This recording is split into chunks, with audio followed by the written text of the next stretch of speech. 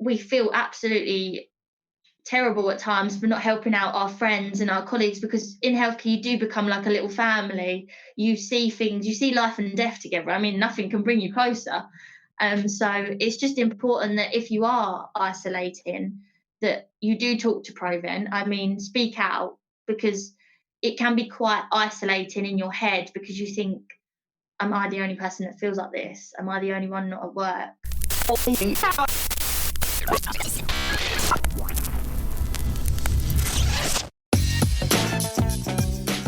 Hello and welcome to A Doctor's View, a podcast discussing everyday topics in health, fitness and mental well-being, as well as providing an insight into medical life and its challenges. Please note that all opinions are my own and should not replace the advice given to you by your own doctor. I'm Dr. Bolivios. Let's begin.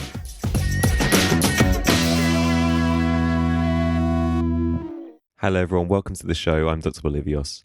Regular listeners of the show will know that mental health and well-being is an area of health that I take seriously, and the various guests that we've had on the show have certainly helped me to understand how big the problem is. With everything going on outside, the number of people that are being affected is surely on the rise, and amongst those, healthcare professionals are being increasingly affected, but sadly, a lot of them are suffering in silence. Hollie Lawrence is a student nurse and she knows this all too well, and she has created a group called ProVent. ProVent's a safe platform where healthcare staff and students suffering from work-related stress and burnout can come together and discuss their experiences, as well as seek the help that they may need. And she joins me this week to discuss ProVent and also explain some of her own personal experiences. Hollie, welcome to the show. You're a final year student nurse who's not only on the front line at the moment during the pandemic, but you're being incredibly active behind the scenes working on a new app called ProVent. And I've got to know what is ProVent about? So ProVent ultimately aims to reduce the burnout, attrition and suicide rates among the healthcare staff and students. That is the ultimate goal. And by doing that, it is providing a safe space to offload and professionally vent, and also a place to get support, ask questions, and get educational material and tools to also help yourself as well. That's something quite new then, in terms of having that in a resource in one place, because I understand you're doing it in the form of an app. Is that correct? Yeah, I mean, the app is the development goal, but we're quite far along as actually generating a website based resource. So that is literally almost ready to go out, and then hopefully from that we'll be able to just turn it into some like online based app, which my partner is actually doing training, so we're potentially going to do it ourselves and not seek investment, but investment is also something that we're looking at also. Sure. So That sounds fantastic. And I've been very lucky to have a wonderful affiliate with this podcast, and that's the Doctors in Distress charity, who I think you're yeah. aware of. And since meeting Amandip, the founder, I've been opened up to a world that I knew existed with regards to burnout and especially Mhm. within the medical profession. But the extent that it's so prevalent within medicine it's just scary. Amandip was sharing figures with me and going into the research for it. It's actually ridiculous. And Doctors in Distress does focus on burnout for doctors and does a fantastic job in doing so. But am I correct in saying ProVent aims to help nurses and other health professionals as well as Yeah. doctors, and who are, Yeah. yeah, is that fair to say? Yeah, definitely. I think we're aiming at all the healthcare staff. When we've done research, obviously we have connected with Doctors in Distress, Yep. and I've spoken to Amanda on so many occasions. And it's actually great to see like-minded people talking about these issues. But with regards to like the support and the techniques, Mm. most of them are quite generalized. And for example, trauma and the information around PTSD is generally based around like childhood trauma, witnessing things as if like you're a member of the public. So with regards to ProVent, it's about tailoring that to us in a way. Yeah, because the burnout in medicine, whilst there is similarities between burnout in other workplace professions, and I think it is different, and I think you can almost liken it to a wartime situations in Mhm. terms of the PTSD and people seeing things that they really don't they want to forget and they can't and they can relate to things and also the stress just from the responsibility that people can have on their shoulders as well. So I think tailoring it Mhm. sounds like a absolutely fantastic way of doing this. Definitely. Uh, I think with regards to what you're saying, one of the things we do want to focus on is like the continuum of trauma. So like what we call duress. mhm. So that is like the constant intense pressure, the stress. Because a lot of things that have come like about is nurses or doctors will say, I've dealt with a lot of death. I shouldn't be feeling like this from just a particular situation. Yeah. And they can't really understand why. Yeah. And it is just that build up. I've heard a lot of different things from a lot of nursing staff. Actually, obviously, there's it's probably the biggest body within the hospital as well. So that having something to support such a body is absolutely fantastic. And now during the COVID crisis, and have you seen a Mhm. COVID impact in terms of the Um, burnout? Massively. I Really? think since the COVID situation, we've had a massive influx of nursing students, healthcare staff, doctors. We've also seen a lot of people from overseas with like similar or um, similar healthcare systems like Australia or Mm, America or and it's actually made me realize that this issue with regards to burnout and stress and trauma and is actually a global issue and is something that needs to be addressed after the COVID situation. I think I know like the RCN and BBC have even spoke about are healthcare staff going to suffer the consequences of PTSD? Are we going to lose staff through that after the COVID situation? And what I find such a shame is why does something bad have to happen for someone to actually do something about it? This issue has been around for years. it's almost like people are taking notice because of this now, because they've had to take notice because of everything that's been going on, and they're starting to hear the stories that people are sharing, and actually, whilst it's all happening a lot in a short space of time, it like you say, it's been going on for ages and ages and ages, and it is a real shame. I i wanted to ask, in terms of anxiety before work wise, I've been working on a COVID unit for 2 months now, over 2 months now. And when I first started, I couldn't sleep during the when I knew I had a long day ahead. I'd actually go in the car, sit there 20 minutes before my shift was due to start, just wondering, who are we going to admit today? Is the patient I admitted yesterday still alive? Are we going to have enough PPE? Are we going to have to withdraw on someone? And these are all things that I would sit, take a deep breath, and then go into work. And I'm just wondering what you've noticed from the nursing cohort or from the other members who have contacted you. I think I actually put out a poll about this. I think we've got about 2,600 people in the group at the moment. And I put out a poll to see, because I was working at the beginning of the pandemic and I did feel that. I completely understand. And the general consensus was everybody was feeling the same. People were saying how they were so emotional and they'd actually cry before a shift, almost like they were dragging their heels and they were either, it was almost like, I'm going to work, I love my job, I love what I do, but am I going to survive? And it's just that instinctive human nature of you're putting yourself in danger and you're not really sure whether you're doing the right thing or what to do, but you feel like you have to do it because it's your role and you've trained and you have this knowledge. So yeah, completely. Anxiety has been a massive, massive issue among all healthcare staff and students with regards to the pandemic, especially before shifts. Do you think it's brought out some so people that have been having anxiety underlying as well? Because I'm just wondering, in terms of mental health is huge, and it goes outside of work as well. And I'm just wondering if there's a sort of predisposition to people that are phoning you or are emailing in. Have you noticed Mhm. anything in that sense, and in the things that they've said? I think with regards to what I've been hearing, what people have been telling me, I think that generally beforehand, I think what it's got to do with now is the risk to yourself.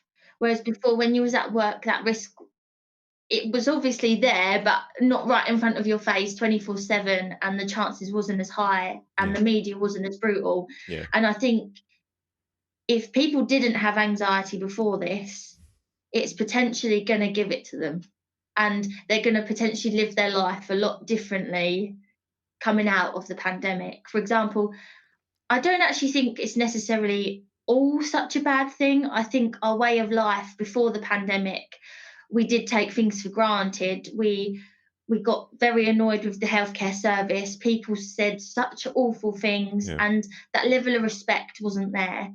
And I hope that coming out of that pandemic, things will change with regards to the levels of respect and how people view their life every day. Yeah. But definitely with anxiety, I think things will change and more support is going to be needed. Yeah, it's interesting you say actually about if they didn't have it, they good. There's a good chance they might do. I remember it was about was it at the start, right at the start of all of this. I just come into, as you can see, this hotel room, and for various reasons, and it was on a day off, and I was sitting at this desk. I was just checking some emails, and all of a sudden they started testing the fire alarm, and I actually jumped up and started to hyperventilate for about 20, 30 seconds before I realized, and because I thought it was the cardiac arrest alarm in my Yeah. mind, because I'd just done a night shift or something like, and it was and it's something that's never ever happened to me before, and to such an Mhm. extent. And I just thought it took a bit of time to settle down. I thought, wow, it does actually, it is a thing, you know. Has an Um, impact, yeah. And yeah. it's, I definitely just want to say, like, that's so common. Like, and like I said before about the duress, that Mm, intense pressure all the time, that's probably where that comes from because you didn't have it before. And you've probably seen, I can imagine, yeah. lots of traumatic situations that it was just that one trigger, just thought, Mm. I'm not quite out of work mode because you're not at home also. It's having that time to kind of wind down. It's been made more difficult for people. Yeah, and also the sleeping patterns and all sorts. It's really, you're noticing it's causing a bit of havoc with people as well doing this. Yeah. And one thing I've noticed with the burnout side of things is it doesn't seem to have any prejudice. It can affect anyone from junior members to most senior members of staff. And I know nurses who have suffered from burnout during this period, and Mhm. includes nurses that you'd never think would come up with Yeah. this. They're the type of people that when you go on a night shift and you see them there, you're happy. You think, yeah, I'm good tonight. Yeah, everything's going to Yeah. be absolutely fine. And then you find out that they're actually suffering, and even they may not even realize. Just it happens all of a sudden. And 100%.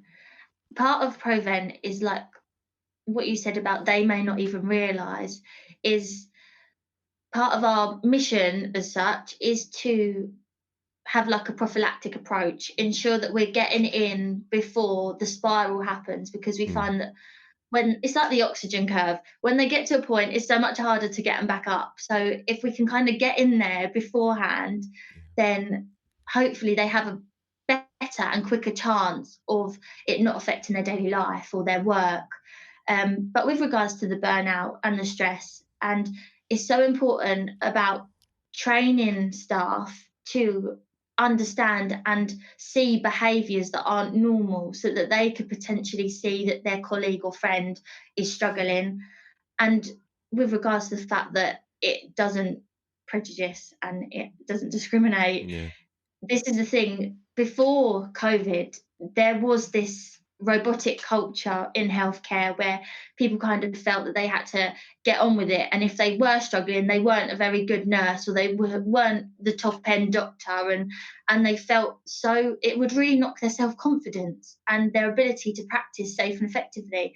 And I think now we need to have an understanding of we're still human yeah. and we still have emotions. And in fact, because of our personality traits of being the people that care, we're usually very emotional because we want to help and we do care about how other people feel. Yeah, I think the caring aspect is because all of a sudden these are people that care so much about someone, especially in intensive care setting when they're looking after a patient and they've got to know them weeks on end, Yeah. and all of a sudden they're in a situation, and this goes for everyone on the unit. You're in a situation where no matter what you're doing, nothing's working, and you could be supporting this patient for weeks and weeks, and then you come onto a shift one day and they're no longer there, and they've passed away, and I can see that impacting so much, especially for the nursing staff, because they're there looking after that one patient for All the much longer than, time. say, yes, the doctors are looking after them too, but we're going from patient to patient and doing Yeah. our rounds and calling various people and making management plans, sure, but the nurse is there 24/7 at that Yeah. bedside, and it must be absolutely devastating during this time. And I don't know Yeah. if people have mentioned that to you or not, but 100%. yeah. 100%. I mean, that's also one thing that I struggle with is that relationship you build Mm. up. And one day they're there and you're having a laugh and you're chatting, next minute they're not. And it's like, whoa. And the lessons you have to learn, life literally smacks you in the face. And sometimes you learn lessons that you're not quite prepared to learn or facilitate and put away, and they can play on your mind. And with regards to when you mentioned about feeling helpless, that is the biggest trigger of PTSD, is that feeling of despair and helplessness. And healthcare staff and students are feeling that every day, yet the support isn't quite strong enough yet. I mean, this is why I'm on a mission. I want to ask, actually, how well supported do you think the staff is at the moment during this, or is it I varying trust think to trust or not? Yeah, I think that's got a massive impact. I think and it also varies ward to ward as well Mm, and departments. I think there is some absolutely amazing senior support out there. There's techniques on Google. I mean, there's the generalized support. There is stuff out there, but with regards to having somewhere outside of work, that is why I'm trying to do ProVent, because that is quite poor at the minute. yeah. And I have found that healthcare staff in general don't want to speak up at work because of that problem that may arise with regards to their reputation, or people may view them differently, or actually they may be given a hard shoulder and that they may be treated differently from that point onwards. And when you have families to support, you're not going to jeopardize your job. Yeah. I talking to Amandip on our various shows that we've done in the past. I think the stigma attached to coming forward and having a chat with someone, especially in the workplace, where you think, they're doing it, they're managing it, and you start to Mhm. feel like you're not good enough, as you've said Mhm. before, and it's just, we've been trying to emphasize over and over again the fact that there is nothing to be ashamed of, and it's, we've all seen the devastating effects that it can have when it's left untreated, or when people don't come forward, and I think getting, as you're trying to do with Provent, it is in training people to realize and to see all the different signs and symptoms and to act before then. I mean, that's fantastic, and I think that's the best way forward, really, because I don't think the people coming forward is going to increase at any time soon. I think it's going to be a little bit dependent on other people. Yeah, definitely. And I think also, whilst on this topic, like when I said about the senior support, it's also so important that the seniors and the management are getting support. I mean, Mm, we've all heard that the managers are getting it from the big bosses and the big bosses, and it kind of comes down, doesn't it? And yeah. everybody feels that pressure. And so it's just ensuring that actually they're getting just as adequate support, if not more, because if a member of their team was to unfortunately do something through not speaking up, they can often be left feeling very responsible and guilty. Mm, And it's just kind of ensuring that it's a team and a community, and we all have an understanding of we are all in this together. Yes, it can be absolutely awful, but it can also be amazing, and you learn so much. It's just about how can we support one another properly and ensure that this open door policy exists as Yeah. it should. Yeah. That's completely reasonable and completely it's right. We need to do something because um as we said, it can affect anyone, even from the most junior up to the most senior. And actually, the level of responsibility that the senior staff are having in terms of organizing this, it's something that I think we do overlook, especially when we're at our level and we're going to work, we're doing our things. And yeah, actually organizing the extra ITU beds, organizing the extra rotors, all these things, they're not easy things, especially because you got to try and please the junior Everyone. everyone, and also try and appease the powers that be, which is out of their hands. So yeah, I think that is Yeah. actually quite often overlooked, thinking about it. Gosh. Yeah. And Yeah. I think also it's never been done before. We've never had a pandemic, not in our lifetime. Yeah. So, I Yeah. mean, it's something that we've had to learn and learn from previous years what they've done. And I do think that the NHS and there has been a brilliant response. Mm. I think generally, considering what we've had to face, the response has been amazing. Yeah, I agree. I think we've done well.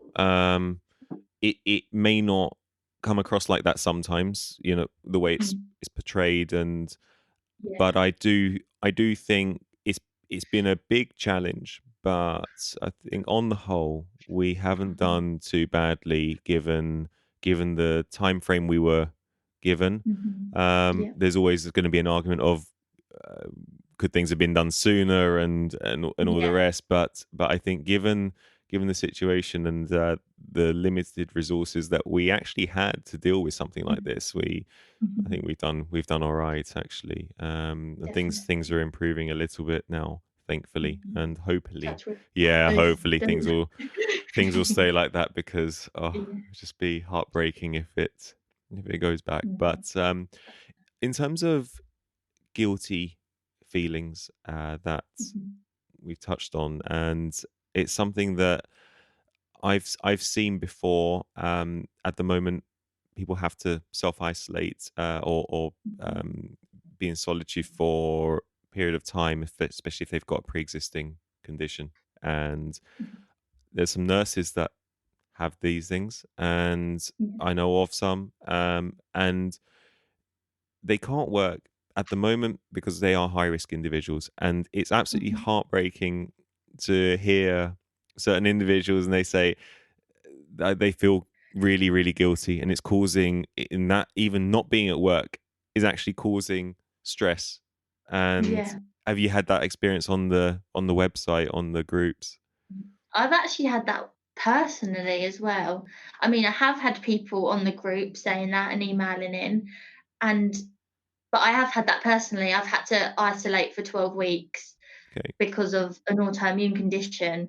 And being 22 and having that mindset of you're potentially invincible, you're at that age where you Yeah. just want to get on, get things sorted, it's really difficult. And I think at any age, especially if you are a healthcare worker, you feel like you're letting your team down and you feel Mm. like that maybe you're being a bit of a cop out. And it's so important to realize that you're not. You just have to stay safe because we need you for the years to come. And it is sometimes a difficult pill to swallow. Yeah. And it did take me a while, but because I have the outlet of ProVent and because it's kept me so busy, it's actually allowed me to focus on that.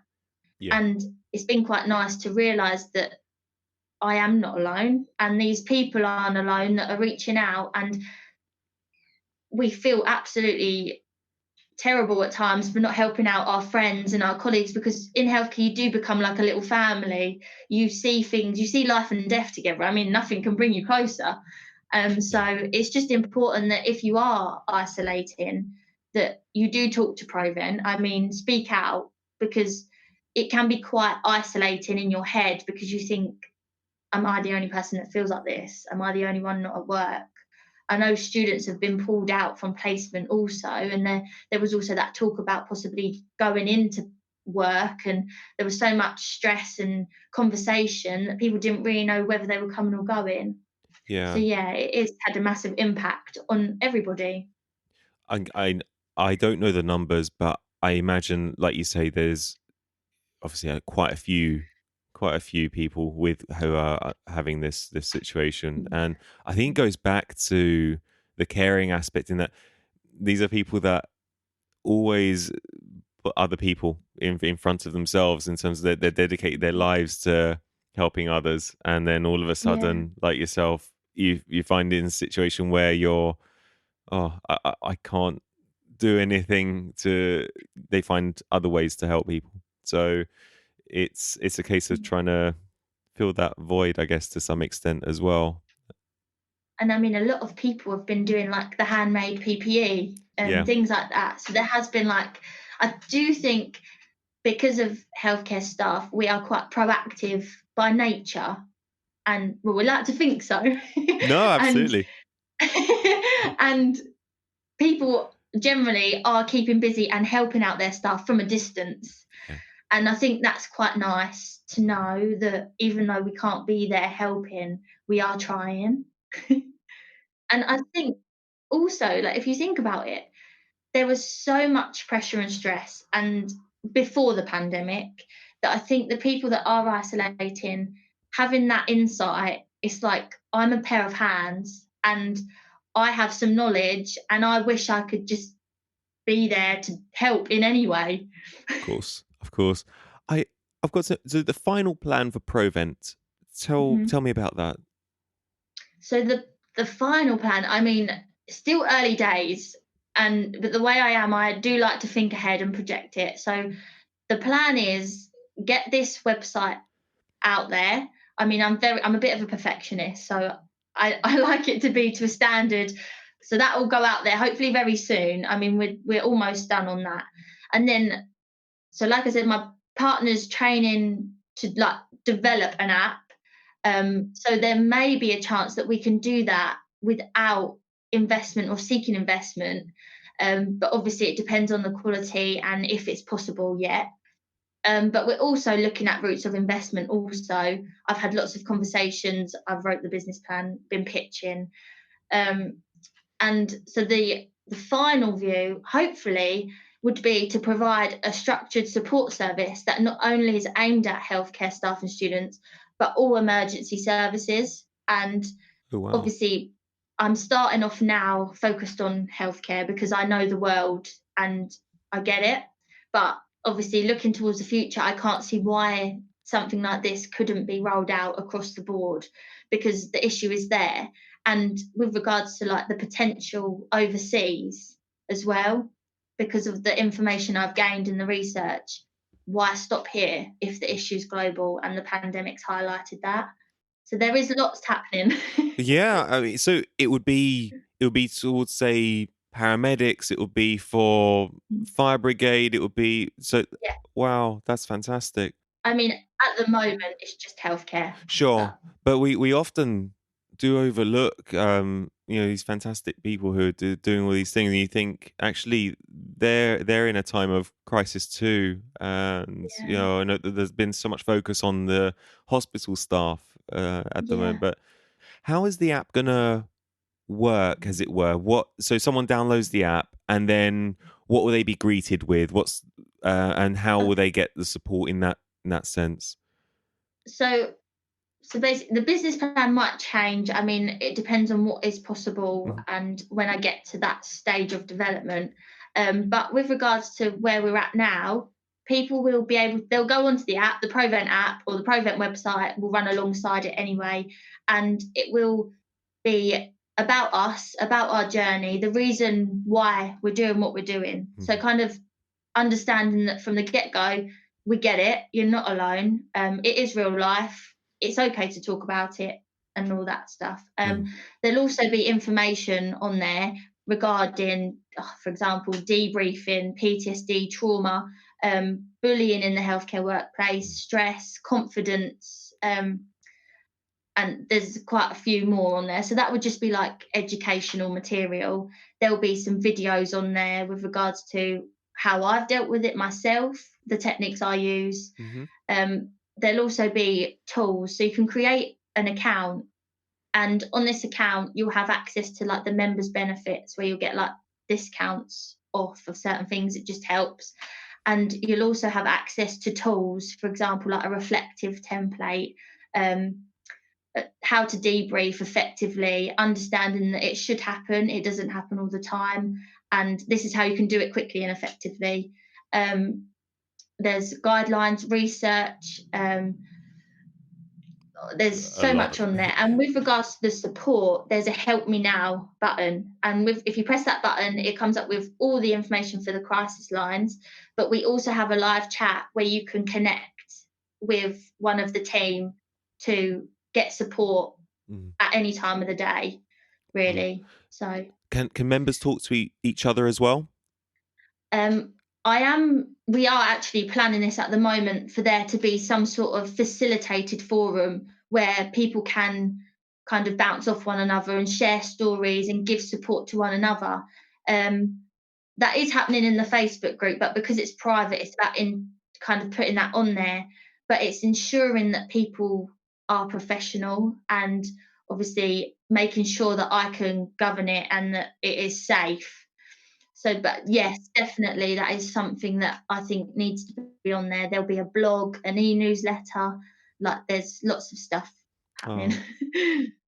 And how, because obviously talking about personal things in a chat to someone they don't know at the other end, but is there things that you're looking out for? Because I mean, we've talked about sort of looking at the red flags, as it were, for Mhm. burnout, and I know I was chatting to Am, and that that this is a big thing. And is there something that you'll get a response in the other? So say if someone says I feel suicidal, or I feel like this, what would ProVent then do as an app? I, th- I think with regards to that, it would be the stage we're at now. I think this might change because potentially, depending on where we get to, it could be a call out system of some sort to reach out, and but that's kind of in the future. But we are definitely looking at that, safeguarding that. But with regards to that, it would be give them the crisis lines, support them, understand them, direct them in the way they can. Almost like you just have to give them the resources and kind of it's very difficult because unless they can reach out, and you can't make someone reach out over online and things like that. But I think based on the research and stuff like that, people do. And generally, if people are feeling like that, they don't want to do anything. Generally, they just need help and they need to feel like they're not alone and that they're not weird or they're the only person. Because in a part of human life, we are individual, we're on our own quite a lot. And it can be very easy to kind of draw that in such a personal way. So it's just understanding that just because you do feel this way doesn't mean you're the only person on the planet that's ever been through it. And the chances are it's not that way. And this is what we can do to support you. This is what we did. And this is who you can contact right now to get support. Yeah.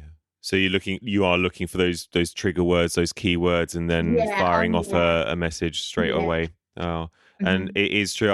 It seems to be your world becomes very small very quickly when you're in this Hmm.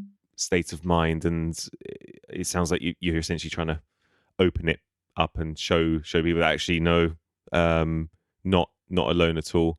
In terms of that's obviously down the line once the app's all developed, and the Facebook group now. You tell me a little bit about that. I've been on the group and member of the group, and it's a wonderful resource actually to see other people share certain situations and all anonymous.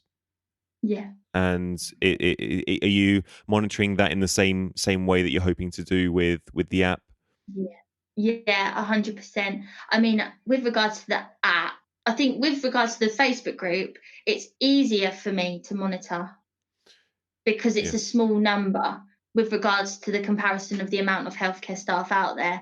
Whereas with regards to the app and the website, I've got a team to support that, because that could potentially be difficult to monitor just being one person, depending on how many views or how many people are using it. Mm. And that's something that obviously I can't say yet, but I predict that based on the level of marketing, the response we've got from ProVent, that I do hope that this will be used and reach its full potential. Yeah. Think one thing I've noticed is having that place, that outlet to offload, as it were. Because I know we talked about not wanting to burden our colleagues, but more often I also see that people don't want to burden their families and their friends with this, and Yeah. talk about, say, a really bad day on the ward, because sometimes they're trying to protect them, and they don't want them Yeah. to know what's happening, or it might make them worry about their safety for the next shift, or what happened, or so forth. But having this, it just seems like a nice way people can come home from work, have a really bad shift, share it on someone. I think that there's an email as well. Is that right? Yeah. Yeah. There is an email. Yeah. And who comes back to you on that email, into someone writes in, says they've had a difficult day, and what's the Yeah. process? So, for example, I can see all the emails that come in. So the stage we're at, I can give advice based on my own experience. So, because I'm not qualified to give out this professional advice, I can only give advice based on my experience. But we do have a team of people that are willing to share expert advice Okay. depending on the level of severity. Mm. So it isn't just it will come to me and be left, or like I'll just get, oh, Holly went through this. There is actually support from people that do have the qualifications to support them. Fantastic. So they will get a response from someone, Yeah. and that's Yeah. yeah, Yeah. that's great. And But more often than not, people email in because they want an anonymous post, or because they just want to offload. They're not necessarily looking for advice. They're just looking as for a safe outlet. mm, mm. I think that's important too, thinking about it, because at least people that then visit the group and see go through the wall, as it were, and can see that, oh, someone shared this, oh, someone else Mhm. is feeling like that too. So even though Mhm. someone hasn't sought advice, just putting that out there and showing other people that Yeah. there's other people suffering with the same thing, and Yeah. automatically that makes them feel better. Yeah, and people put like, I felt this way, this is what I did, and it's quite nice and very, very helpful for our service to Mm, see what people are doing, what is working, what they want, what they need, because then it's not just driven by me, it's driven by the team of healthcare professionals. mm. I mean, I'm 22, I'm almost qualified, and people could probably argue that I haven't had much experience. I don't really get it. You've never worked qualified, but I'm very emotionally aware and I always have been. So it's brilliant for me to actually use that and take advantage of that, because I mean, it will mean that you get a service that you want and need. Yeah. So yeah, that's very beneficial. Also, you're putting anything that comes through, it needs to goes through the right professional channels, the more Yeah. typical professional channels as well. So Mhm. on that note, the 22, nearly finished. How is the studying going? How is it all been? I mean, everything's handed in. It's all done. It's all passed. I'm just literally waiting till I can be set free Oh, well, out of congratulations. social isolation. Congratulations for putting up with the 3 years of it. I see student nurses on the ward from time to time, and it just seems, as time's gone on, they're just Difficult. fully, yeah, yeah. I mean, they're essentially fully qualified nurses from day one. Sometimes it seems, the jobs that they're doing Yeah. and everything. I don't know if that's been your experience or not, but Yeah, it has. okay. Definitely. I mean, from the first day of university, they sat us down and their words, I'll never forget them. Their words were, from this moment onwards, you are a nurse 24/7. And I remember going on a holiday and sitting on the plane, and I was so scared. I was thinking, oh my God, do they have IVs on here? I'm like looking at the oxygen, I'm thinking, oh, like I'm a nurse 24/7. And it's so intense. Baptism of fire straight in, isn't it? It's like, but Yeah, I just, I know is that there must be there is support obviously for the students on the ward. I imagine. yeah, there is. But I Yeah. wouldn't say that universities and trusts, there has, from my experience, there isn't much effort and drive and or lectures around the mental health and coping with being a Mm, student. I mean, I did it with no student loan, so it has been difficult working bank shifts. And I yeah. mean, you end up feeling like you work like 60-hour weeks, but you bring home 200 quid. Yeah. And it can be quite soul destroying. Yeah. And I think it's underestimated actually the massive impact that being a student, a medical student, a nursing student, student para, midwife, it's very difficult, Yeah. and you have to learn a lot of lessons very quickly, and that you may not be prepared to deal with. And it is having that outlet and realizing, is Yeah. this normal? I, Like, it just seems I don't know. I mean, I've noticed that because everything's so busy now, it's almost like they're treating the students as a fully fledged. I mean, they may as well give them a rota and and put them on the payroll. And you're just thinking you're just working your guts out, not getting yeah, any money. It's part of your course, as it were. It's your placement, and you just think this yeah. is just unpaid labor, isn't it? And it feels like that at times. I mean, it is so difficult to remind yourself the reason why you did this and the reason why you fell in love with this, Mm, because it's like you literally strip away all the layers and you build personally, you build professionally, and then at the end you think, whoa, I survived that. yeah. That was intense. You do get some amazing stories though out of it. Is You the do, one thing I do always remember as a student. Even now, you always get some phenomenal stories that you would never hear in any other workplace. And definitely. now that the because the bursary stopped a few years ago, and Mhm. that's a big thing. The at least before as a student, because you were essentially working on your placement, Yeah. there Mm. was some, it was some payment back for the Mhm. studying that you were doing. And whereas now that no longer exists. And how's that impacted, not just yourself but sort of mental health wise in the student body, as it were? I think, firstly, I think the numbers saw a massive hit. The actual people applying dropped. Mm, Um, and also, I think the thing that I would worry about is how long are they going to keep going? I mean, 3 years is like the basic time yeah. for like Faculty of Healthcare, Health and Social Care course, and then medicine is it like 5 years Yep. or something along them lines. That is a long time, and especially when you can be the age of 18 and start. Mm, That is when lots of things happen. People have families, and like I said about that duress, that continuum of trauma, that intense pressure and stress all the time, mm, how long can that, it kind of adds to that by not having any financial stability or support. yeah. It's kind of a recipe or a potion for trauma and the issues around that and burnout and the effects of stress. Yeah. And it sometimes shocks me that they come up with these great ideas.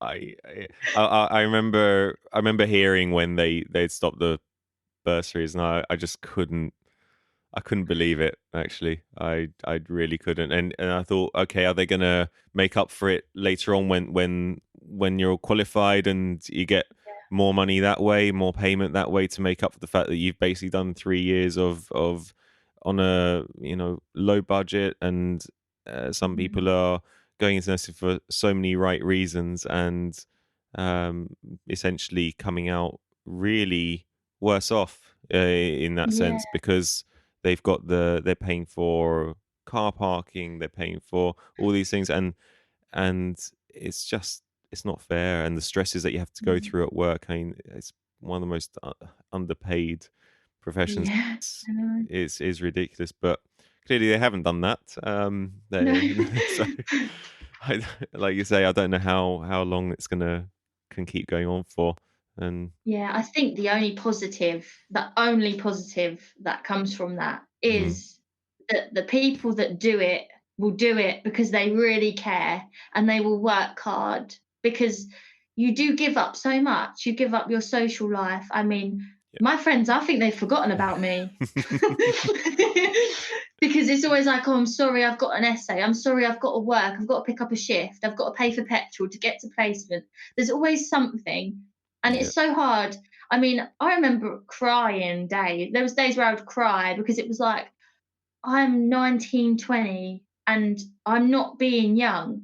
I'm literally, I've hit the ground running, and it's hard. And it is just about, I need support. That is it. I can do it. I believe that I can do it. My confidence is a bit knocked because I'm feeling a bit rubbish because I'm so tired. I just need support. yeah, no, absolutely, and it's I think there's only so many. It feels like there's only so many weddings that you can say no to, and there's Yeah. so many parties you can say no to, and it does you do. You grow up very, very quickly in a very short space of time, and Yeah. it's something that, and trying to have a conversation with someone who doesn't do shift work or isn't a healthcare worker, or and about when you can meet up or when you can make a phone call or something like that. It's they don't understand it. No, It's they really don't. difficult, and No. this all adds to the burnout thing. Yeah. Yeah. So It, isolating, isn't it? It's very isolating. It is. Going back to the ProVent groups. It's nice because you're not able, if you can't speak to people in their normal daytime hours because they are at work or they have other Mhm. commitments. It is nice Mhm. knowing that actually there is this place I can go to, chat to like-minded people, and Yeah, and get some definitely. support that way, even if it's Yeah. just for a chat. Some people just want to have a conversation about Yeah, their day. exactly. 100%. And I think, with regards to what you're saying about people telling their family and they often feel like they can't, Mm, I know from experience, if I was having a day where the stress just got absolutely on top of me and I just needed to talk to them, sometimes, not necessarily my family or friends or anyone you want to talk to, sometimes people can say things that don't help the situation because they don't understand, and we can't expect them to understand because they just don't know. For example, you can't cope with your job. How are you going to manage this when you're qualified? Like things like that. And you know in your heart that you're good mm, enough. It is yeah. just you're having a bad day and you just want to offload. Yeah. And especially now, this is obviously a very weird time because Yeah. we've got all of it. And what are the student nurses doing in the COVID situation? And just for anyone listening, so that you're not fully qualified yet. Obviously, you've got, say like yourself, you've got 3 years of experience. You're there basically. Yeah. But obviously, there's going to be student nurses that are in their first, second years, and Mhm. what are their roles at the moment during this? I think a lot of the students are actually working bank shifts. So they're using this time to save up and get prepared. They're still getting experience. They still want to be hands on and Mm, learn. And they may even be going back to areas and working bank shifts where they did placements so they feel supported and comfortable. They know what's going on. yeah. And I think that is where the majority of students are at the moment because, but I must say that there are some that are still out on placement. And I know Mm, that around where I live, we've all actually been taken out of placement anyway. okay. But there are some trusts and universities around the UK that are still allowing students into placement. Mm. So, yeah, students are very much still having a massive role to play in Yeah. the pandemic. Are they taking more of a, say, healthcare assistant role Yeah, during yeah, this? Is that right? So helping with is it yeah, helping with the nursing staff that are there and doing yeah, yeah. yeah. Okay. Like And personal care and um, patient observations and things like that. Yeah. And they're massive. People underestimate these skills. And I have heard students say, I'm not a HCA, I'm a student nurse. And I think whilst we're on the topic, we might as well just say that actually these are skills that you need to learn. And why not use this time to really, really get to know your patients, Yeah. get to know the needs of patients and the observations, the basics. Yeah. It's also, I mean, they're the people that the patients see the most, and Yeah. they really do make such a difference to a patient's care. You know, when they see their the HCA that they've got to know and form a relationship with over the last few Yeah. weeks, essentially in this hospital bed. They're there. They're not getting much in terms of outside, especially during this environment, because people aren't visiting the hospitals with relatives and aren't coming in as often. And Yeah. seeing that familiar face on your night or whatever, it makes a big difference to the patient. You know, it puts a smile on their face sometimes. And Yeah, yeah, I think we definitely. do underestimate it. And as a student, the HCAs were like my lifeline. I remember there'd be an emergency and someone would say, "Get me the army bag," or something like Yeah, that. And I'd be like, "Where's the army bag?" I didn't know where anything was. So they are your team. I mean, they are the people that will support you. yeah, And I mean, I learned a lot from that. Your first and a bit of your second year, your HCAs are your lifeline. I mean, yeah. It's a bit like they help the me. nursing staff with us. I mean, when I first qualified, my first week, if it wasn't for the nursing staff there, I don't know how things would have panned out. I don't think. I think I probably would have lost my job several times over actually by this point. You know, but it's they're very very appreciated, at least from us. Definitely the things that they have to do. And so how long have you got now till you finish? Only a couple of I mean, months? no, not even that long, Oh, right. So literally a couple of really weeks. Yeah, so as soon fantastic. I'm literally done. It's just as soon as I can get back into work, it will be like, right, okay, Fantastic. Well, apply for my PIN, get it done. must have been an amazing journey, I guess, as well. So, I mean, it's had its times, but I think overall, in no matter what training you do, you take so much away. You take so many life lessons away that it's actually, although you don't get paid, although that it's a really, really, it's really struggling most of the time. You're always struggling. You have to focus on that. what field is it you're looking to go into in terms of ward wise? Well, I actually think I'm going to be community nursing, so with the district team, because I quite like being able to build a relationship with patients. Yeah. But I did have a job lined up in A&E, but because of the situation with the health and stuff, I need to sort that out first. But that is somewhere that is potentially on my radar because of the ProVent and the app and the trauma. I want to be Yeah. transparent. I want to be authentic, and I want to be keeping my foot in so I know what is going on. If you know what I mean, keep current. We actually overlook the community side of things. We forget that there are nurses actually in the community going to people's houses, and that must actually be Yeah, quite scary now, thinking in this time, because you don't know. At least in the hospital, you've got a bit of protection. You've got your PPE, or you've got help there, and whereas driving to someone's house you don't know, that's actually quite a stressful situation, I can mm, imagine. yeah, definitely. I was on placement at the beginning of the pandemic because I feel like I received my letter quite late. I actually worked for about 3, 4 weeks at the start, and I ended up getting all the symptoms of COVID. I never got tested, but I'm going to have an antibody test. I Mm. am convinced because it was a bit uncanny. I'm sure But there's a certain set of symptoms where you think, yeah, okay, yeah, it's not going to be yeah. much else right now. And I'd Wow. never lost my sense of taste and smell like that. Had nothing. Oh, you had the It was full blown, you had the anosmia, you had the yeah, wow, yeah. It gosh. was horrible. Yeah, that wasn't But initially, that wasn't a thought of a symptom. There's only a half till later on. I think people were saying, "Oh, we can't taste anything or we can't smell anything." It's like, yeah, oh, okay, yeah, no, definitely. That was probably the biggest symptom with regards to like the chest and back pain, breathlessness, the fatigue. I mean, it was like I was like a zombie, but I mean, I had it mild if I had it. I like Yeah. compared to the patients. I mean, I completely get that. I was just going to say about the community nurses, about the PPE and stuff, because it was so early on. We didn't have the PPE, and we was going into patients without masks. We just had the plastic gloves and the aprons. That's all we had. So I Wow. can understand that the levels of anxiety from the community nurses was quite high because you're going in people's homes who isolate with symptoms. And also, the community nurses got a lot of abuse from the public, as in, like, they felt that they were spreading it. So, like, these nurses going in and out the homes, they're spreading the virus.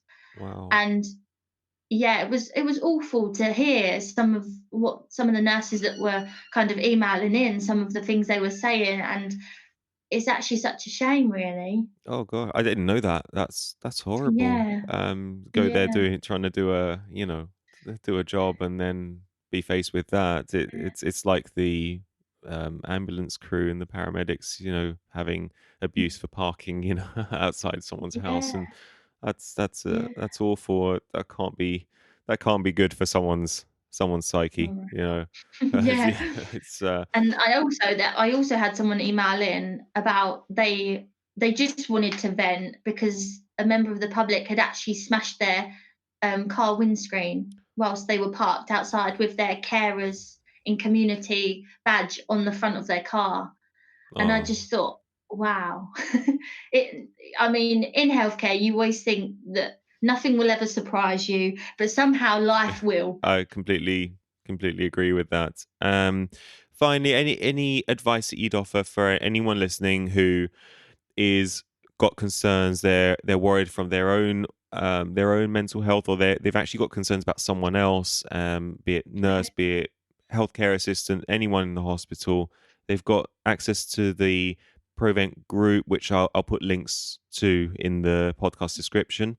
And where do things go from there? What advice do you have? Okay, so I think if you can spot someone's behavior and you feel that they are possibly struggling, it would be worth literally saying, "Are you okay? Do you need anything?" People often get so caught up in this world, they're so busy that they actually forget to just ask the question.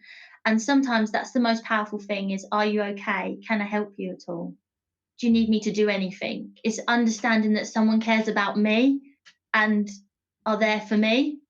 So that is probably the first thing I would say. Secondly, we have had, on rare occasions, in certain situations, family members message ProVent and join the group and put in anonymous posts and see what other people are doing to get support for their loved one. And they will take that to their loved one and show them, or they'll encourage their loved one to join. Um, so that is the second piece of advice.